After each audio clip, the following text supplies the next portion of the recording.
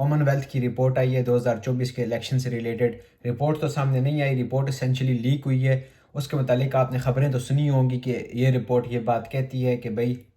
2024 کے الیکشنز میں دھاندلی ہوئی ہے. اس رپورٹ کے اندر کیا باتیں کی گئی ہیں؟ Essentially common wealth observer group نے پاکستان کے 2024 کے الیکشن کو آبزرو کیا تھا. ڈفرینٹ کنٹری, ملک کے ڈفرینٹ حصوں میں ان کے آبزرورز موجود تھے. انہوں نے اس پہ رپورٹ کیا الیکشن کی پریکٹسز کے اوپر, اور انہوں نے اپنی یہ رپورٹ تیار کی تھی. لیکن پرابلم یہ تھا کہ رپورٹ انہوں نے سپریس کی تھی. ڈراپ سائٹ نیوز میڈیا نے یہ رپورٹ پھر لیک کی ہے, ان کی ویب سائٹ پہ موجود ہے. میرے ٹویٹر کے ہینڈل پہ میں نے اس کا لنک بھی شیئر کیا ہوا ہے, آپ سرچ کریں گے آپ کو ڈراپ سائٹ نیوز میڈیا کے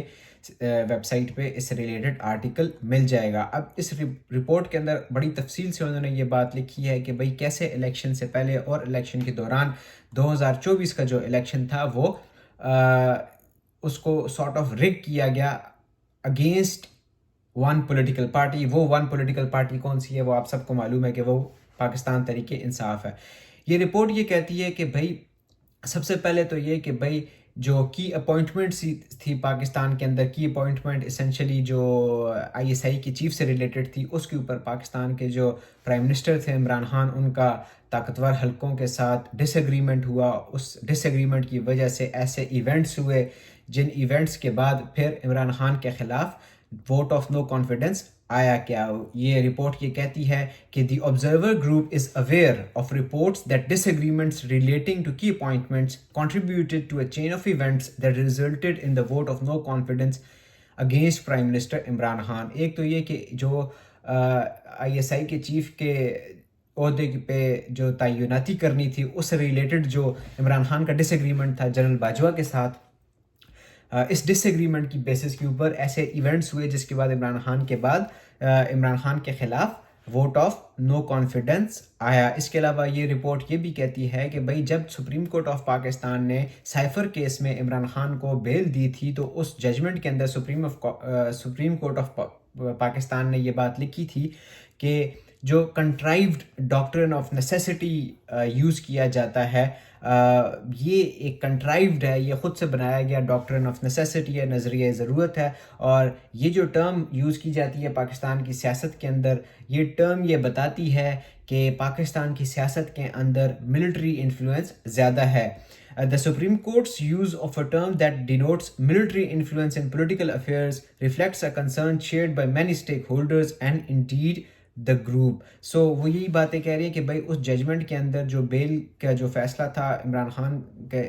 کے حق میں, بیل کا جو فیصلہ تھا سائفر کیس میں, اس کے بارے میں جب سپریم کورٹ نے لکھا تو سپریم کورٹ نے کہا کہ بھئی پاکستان کی جو جمہوریت ہے اس جمہوریت کے لیے جو آپ کے جو الیکٹڈ آفیشلز ہوتے ہیں, جیسے اب عمران خان ایک الیکٹڈ آفیشل تھے, نواز شریف ایک الیکٹڈ آفیشل تھے, ان کو انکارسریٹ کیا جاتا ہے, ان کو جیل میں ڈالا جاتا ہے. کیوں ڈالا جاتا ہے؟ ڈاکٹرن آف نیسیسٹی کے تحت ڈالا جاتا ہے. اس ڈاکٹرن آف نیسیسٹی کو سپریم کورٹ آف پاکستان نے اپنی اس ججمنٹ کے اندر کنٹرائیوڈ کہا تھا. کنٹرائیوڈ کا مطلب بیسیکلی یہ ہوتا ہے کہ خود سے بنایا گیا ایک ایسا سارٹ آف ایک ایسی ٹرک یا ایک ایسا آلہ جس کو یوز کیا جاتا ہے. اور سپریم کورٹ آف پاکستان نے کہا تھا کہ یہ جو ڈاکٹرن آف نیسیسٹی ہے اس کی وجہ سے پاکستان کی جمہوریت کو بہت زیادہ نقصان ہوتا ہے. اس کے علاوہ یہ رپورٹ یہ بھی کہتی ہے کہ بھئی دو ججمنٹس سپریم کورٹ کی, پاکستان کی جو عدلیہ ہے اس کی دو ججمنٹس ایسی تھی جن سے پاکستان کے اندر الیکٹورل پروسیس کو بہت زیادہ نقصان ہوا, پاکستان کے اندر عدلیہ کو بہت زیادہ نقصان ہوا. ایک جو 2018 کی ججمنٹ تھی جس کی وجہ سے نواز شریف کے اوپر لائف ٹائم بین لگایا گیا تھا ان کی پالیٹکس کے اوپر 2018 میں, پھر بعد میں آ کے 2024 میں آپ کے کورٹس نے اسی ڈیسیجن کو اوور ٹرن کر دیا تھا اور نواز شریف کو دوبارہ سے الیکشن لڑنے کی اجازت دے دی تھی. آلدو رپورٹ یہ کہتی ہے کہ ٹھیک ہے, یہ بات ٹھیک ہے کہ بھئی ان کا جو ریورسل آف ججمنٹ تھا, ان کو جو دوبارہ اجازت دی گئی وہ میرٹ پہ تھا. لیکن یہ جو بار بار پہلے آپ ایک ججمنٹ دیتے ہیں, بعد میں آپ دوسری ججمنٹ دیتے ہیں, پہلی ججمنٹ میں آپ کچھ اور بات کہتے ہیں, دوسری ججمنٹ میں آپ کچھ اور بات کہتے ہیں, اپنی فیصلوں کو اوور ٹرن کر دیتے ہیں, تو اس سے پاکستان کی جمہوریت کو بہت نقصان ہوتا ہے, اس سے پاکستان کی عدلیہ کو بہت زیادہ نقصان ہوتا ہے. اس کے علاوہ جو دوسرا فیصلہ جو دیا گیا تھا سپریم کورٹ کی جانب سے، آپ کی جو عدلیہ ہے اس کی جانب سے، وہ عمران خان کی پارٹی سے جو بلے کا جو نشان لے لیا گیا تھا اس نے پی ٹی آئی کی پارٹی کو بہت نقصان پہنچایا. اور یہ رپورٹ یہ کہتی ہے، کامن ویلتھ آبزرور گروپ کی رپورٹ یہ کہتی ہے کہ بھائی جس بیسس کے اوپر یہ فیصلہ سنایا گیا تھا، ٹھیک ہے، وہ فیصلہ، وہ بیسس ٹھیک تھی، لیکن یہ ایک انتہائی کنسرننگ بات ہے کہ اتنا بڑا جرم نہیں تھا پی ٹی آئی کا جتنا بڑا ان کو سزا دی گئی، جتنی بڑی ان کو اس کا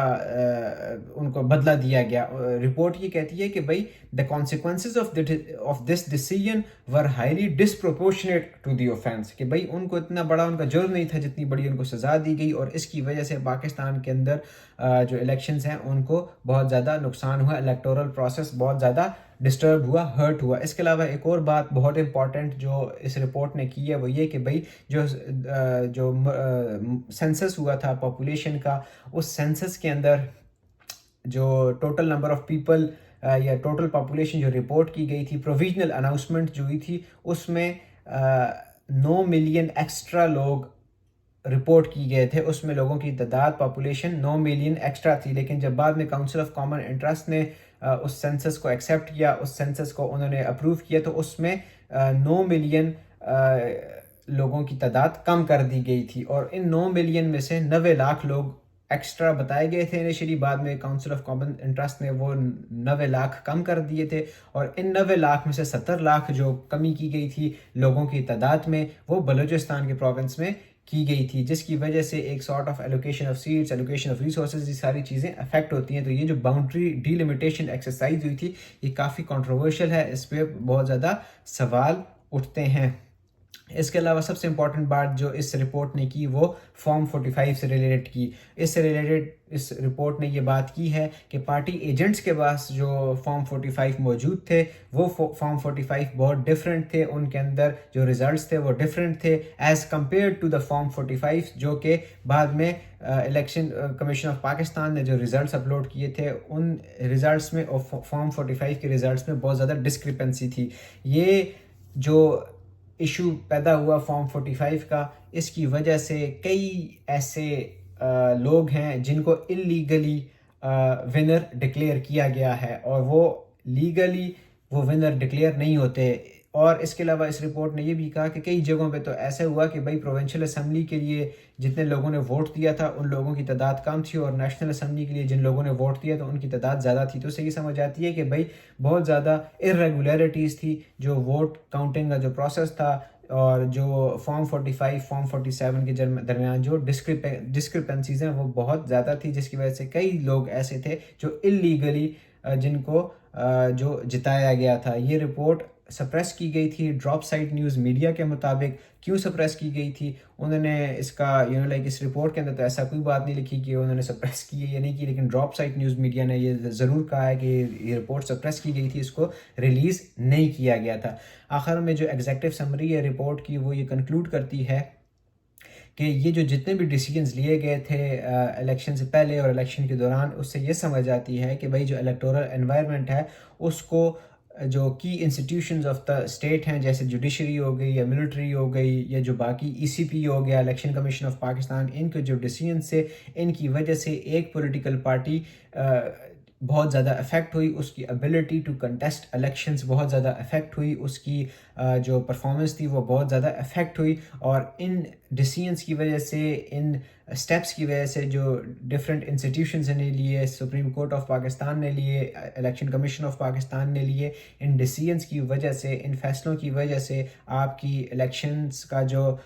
آپ کے الیکٹورل پروسیس کی کریڈیبلٹی، ٹرانسپیرنسی اور انکلوسیونیس بہت زیادہ افیکٹ ہوئی، بہت زیادہ ہرٹ ہوئی. اور یہی وجہ ہے کہ ہم دیکھتے ہیں کہ پاکستان کے اندر آج بھی لیجیٹمیسی کا کرائسس ہے. آپ کی جو کرنٹ گورنمنٹ ہے اس کو ایک بہت بڑا